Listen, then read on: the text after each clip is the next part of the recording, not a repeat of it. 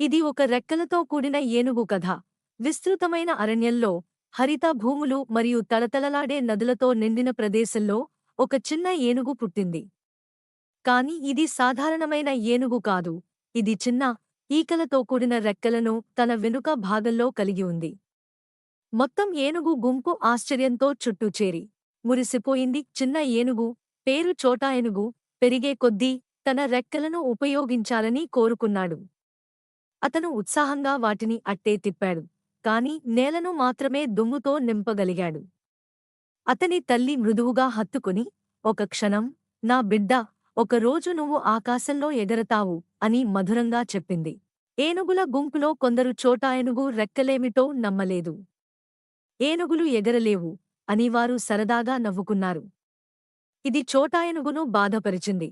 కాని అతని అత్యంత మంచివాడు, ఒక ఉల్లాసమైన కోతి టింకు, అతన్ని ఆనందింపజేశాడు.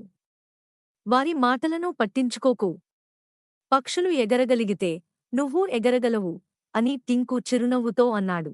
ఒక సాయంత్రం చోటా ఏనుగు అరణ్యంలోనే ఉన్న ఎత్తైన కొండపైకి ఎక్కాడు. అతను లోతుగా ఊపిరి పీల్చుకుని తన రెక్కలను బలంగా అట్టే తిప్పాడు.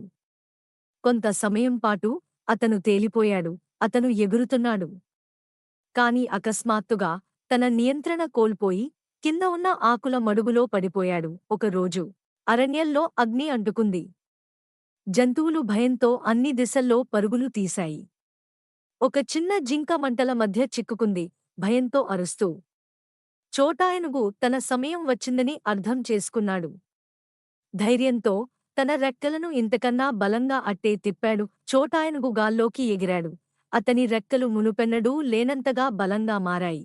అతను క్రిందికి వాలి చిన్న జింకను తన వీపుపై ఎక్కించుకుని సురక్షిత ప్రదేశానికి తీసుకెళ్లాడు.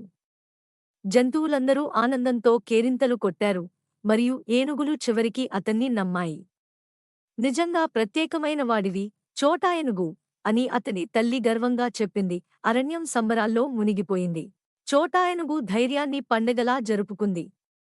ఏనుగులు ఇప్పుడు అతని రెక్కలను అంగీకరించాయి, మరెప్పుడూ అతన్ని నిందించలేదు. చోటా ఏనుగు నిరూపించాడు, తన మీద విశ్వాసం కలిగి ఉండటం గొప్పతనాన్ని తెస్తుంది. అతను ఆకాశాన్ని చూసి తన ప్రయాణం ఇప్పుడే మొదలైందని తెలుసుకున్నాడు.